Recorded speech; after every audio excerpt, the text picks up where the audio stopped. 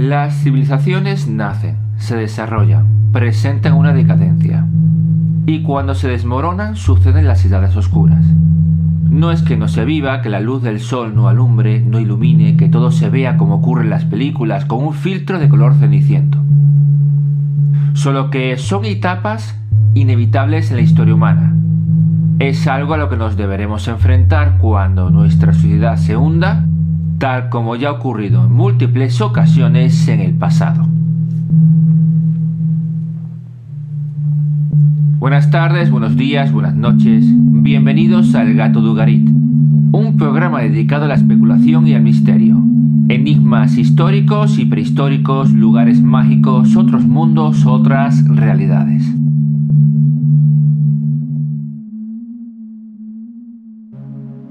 La Edad Oscura por antonomasia, aquella de la que los historiadores hablan precisamente porque se la llama así, Edad Oscura, fue la que tuvo lugar en los siglos precedentes a la Grecia clásica.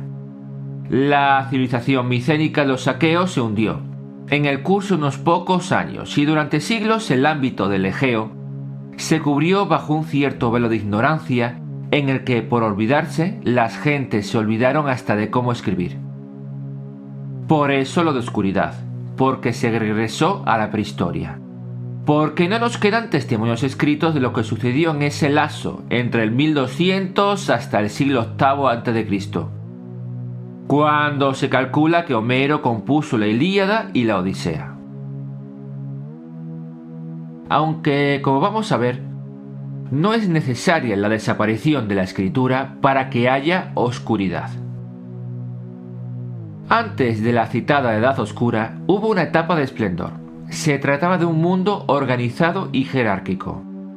Había reyes en la cúspide que administraban y regían las sociedades de las que eran líderes, apoyándose de una casta de funcionarios y subalternos.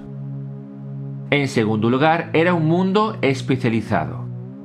Si bien la mayoría de la población se componía campesina, fuera del campo encontramos una gran diversidad de funciones específicas ejercidas por otras tantas profesiones.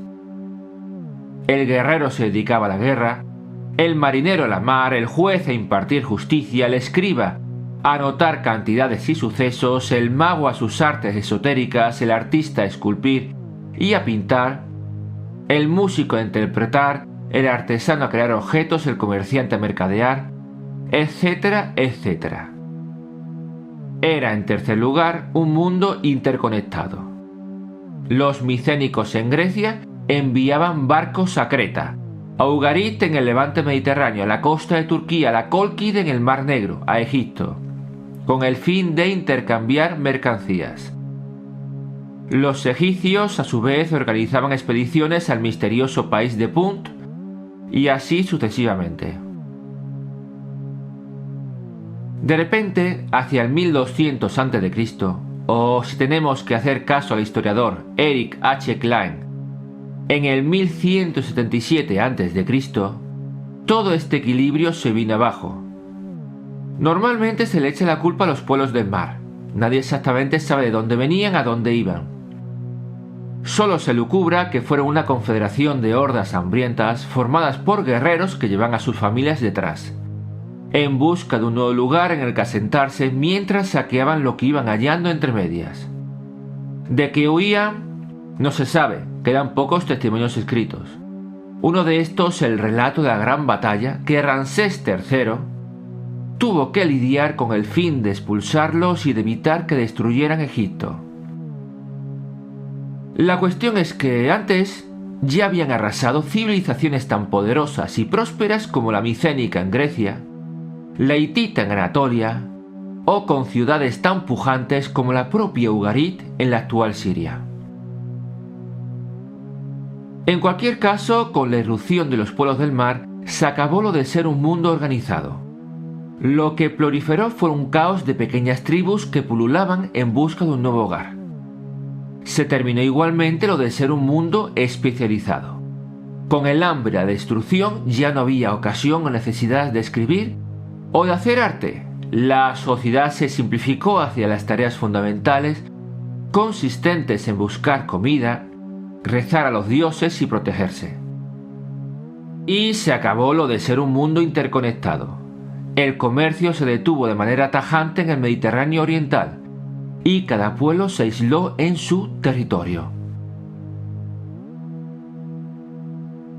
Entonces, recapitulando, las sociedades previas eran organizadas, especializadas e interconectadas. Frente a esta situación, las edades oscuras se caracterizan por la falta de un estado organizado. Cada pueblo busca su destino dentro del caos. También por la simplificación hacia las tareas básicas y por el aislamiento.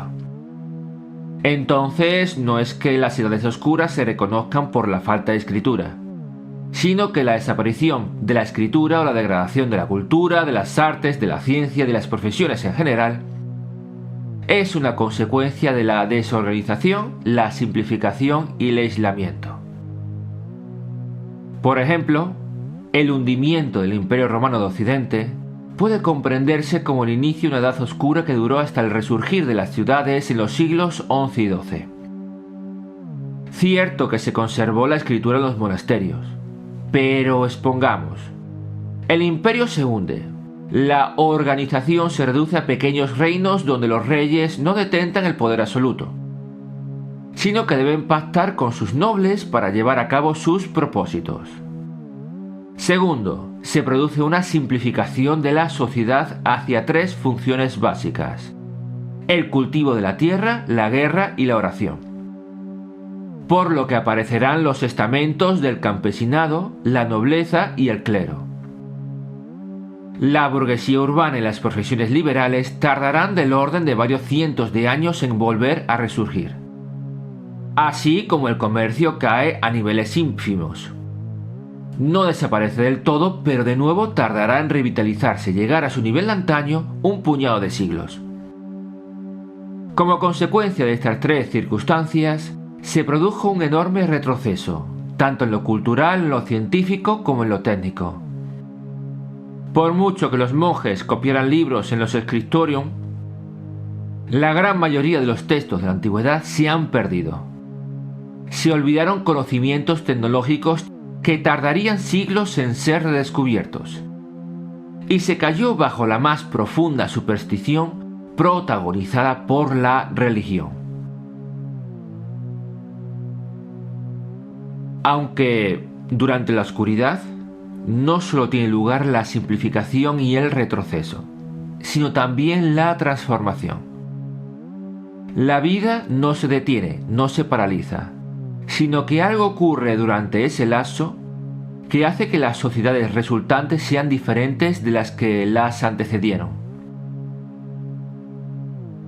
La Grecia clásica, tras la Edad Oscura, desarrolló la lógica, la filosofía y la democracia. Las naciones europeas salieron de la Edad Media con un afán de exploración y conocimiento que las llevó a conquistar el mundo entero, y no solo a ceñirse al ámbito mediterráneo. Se puede decir entonces que las profesiones se simplifican, que la tecnología retrocede, pero que las ideas persisten, al menos oralmente, dando lugar a una evolución del espíritu en un paso hacia adelante. Por ejemplo, como reflexión para el día de hoy, cavilar sobre las edades oscuras que hemos sufrido. El mundo occidental en 3000 años ha padecido dos: nuestra alta Edad Media y los siglos precedentes a la Grecia clásica. Si tenemos en cuenta que para que haya edad oscura tiene que haber una civilización asentada en un territorio, y para ello se debe dar organización, especialización del trabajo e interconexión, no fue hasta hace unos 12.000 años cuando empezamos a cultivar alimentos, a construir poblados y jerarquías, y no solamente a recolectar y a perseguir animales, cuando pudieron darse estos periodos. Por lo que, por una simple regla de 3, en unos 12.000 años nos salen unas 8 edades oscuras, cuanto menos. Quizás estoy exagerando, pero lo que quiero hacer entender es que seguramente la humanidad haya pasado por más de una edad oscura de la que ni siquiera hayamos oído hablar. Por ejemplo, en la península ibérica, las modernas investigaciones nos indican que hace 5.000 años, en el 3000 a.C., en el final del Neolítico y principios del Calcolítico, cuando todavía empleamos herramientas de piedra pulida, pero ya confeccionábamos amuletos y adornos de oro, plata y cobre, contábamos con núcleos de población de enorme extensión. Por ejemplo, los Millares en Almería. También en Valencina de la Concepción, en el Aljarafe sevillano, se ha hallado un asentamiento de cerca de 400 hectáreas de extensión. Hay que tener en cuenta que Uruk, la ciudad más grande del mundo en esa época, tenía 600, por lo que no está nada mal. En Jaén, en el yacimiento de Marroquíes Bajos, se ha reconocido otro asentamiento de unas 200 hectáreas con una organización espectacular basada en círculos concéntricos. O qué decir de Antequera y los Grandes Dólmenes, o de los núcleos de la península de Lisboa como el Castro de Zambujal, con fortificaciones construidas en piedra con muros de kilómetros de largo que protegían a los pobladores de los atacantes que pudieran subir por las rías. Pues bien, hacia el 2400 o 2300 a.C., todos estos núcleos sufrieron episodios de decadencia. Los Millares fue directamente abandonado. Valencina de la Concepción persistió, pero con niveles inferiores de la ocupación. Los análisis genéticos nos hablan de un cambio drástico. La práctica totalidad de la población masculina, al parecer la femenina se conservó, fue reemplazada por otra proveniente de las estepas de Ucrania al norte del Mar Negro. ¿Qué sucedió? No se sabe con seguridad, puesto que apenas se han conservado restos de hecatombes o batallas. Todo un misterio. En todo caso, tuvo lugar una edad oscura, de las que emergieron sociedades diferentes, ya no asentamientos de enorme extensión, sino poblados de menor tamaño, pero fortificados en la cima de cerros para defenderse.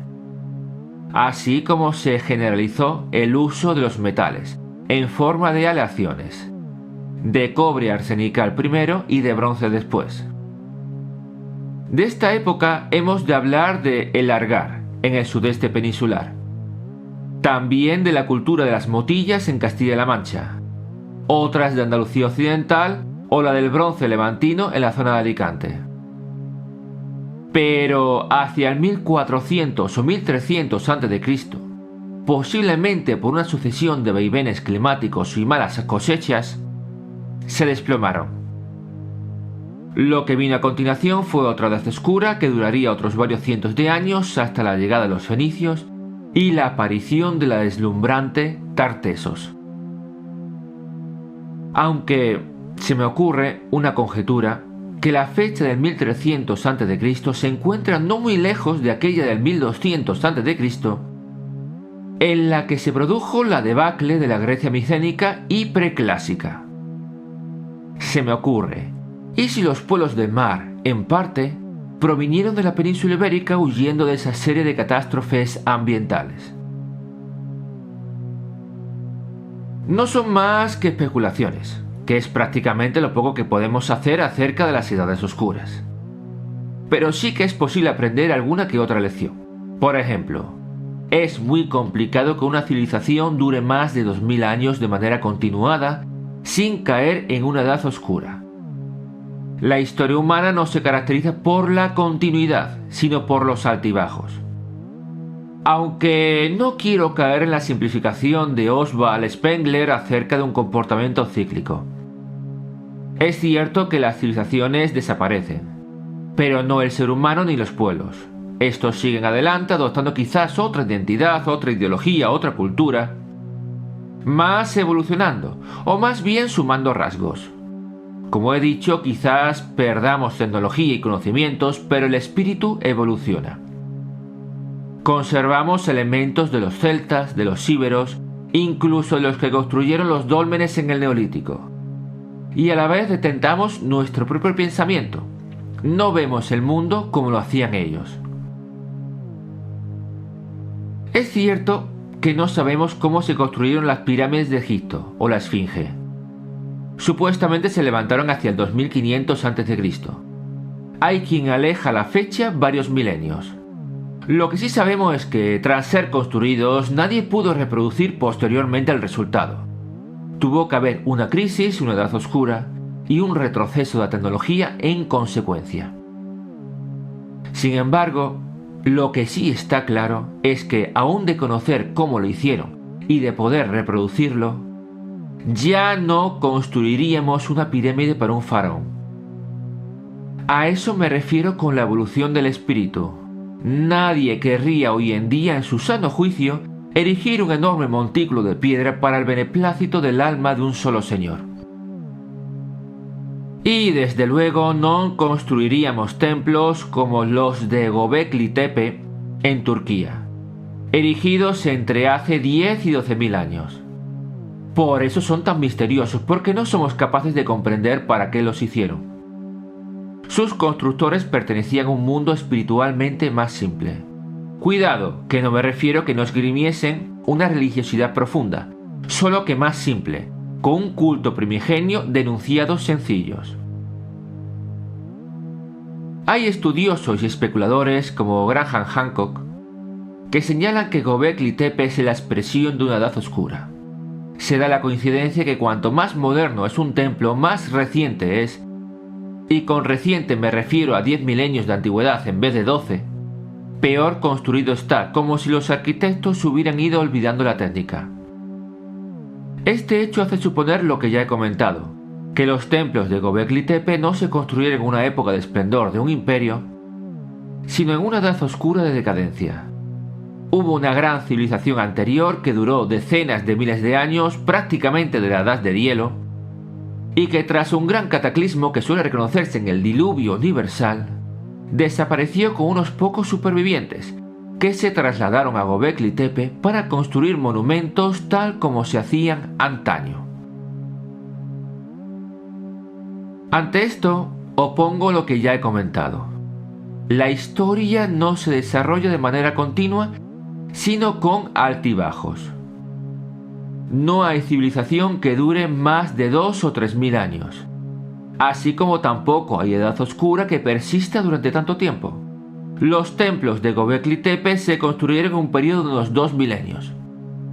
Los primeros se comprueban más avanzados que los últimos. Entonces hay un planteamiento que concibo más plausible que pensar que hubo una brillante civilización pretérita que sufría una decadencia tan larga. Consiste en la pérdida del sentido. No es que la sociedad retroceda o involucione, sino que el pensamiento evoluciona y cada vez alberga menos sentido seguir construyendo templos como los primeros. Por lo tanto, se erigen con peores medios, menos mano de obra, peores materiales, etc. Una pregunta aún más enigmática que por qué razón construyeron esos templos es por qué dejaron de hacerlo. Aunque nos estamos metiendo ya en demasiadas especulaciones y demasiados puntos por aclarar. De momento nos quedamos con el concepto de edad oscura como periodo de retroceso en lo técnico y social, sin embargo de avance en la complejidad del pensamiento y de las ideas. Por el momento paramos aquí en el Gato de Ugarit. Cerramos sesión con la sensación de que queda mucho por investigar, que solo estamos rascando la superficie, aunque sea a base de elucubraciones. Esperando que el programa de hoy les haya resultado de interés, nos despedimos. Buenas tardes, buenos días, buenas noches y recuerden, no son más que especulaciones.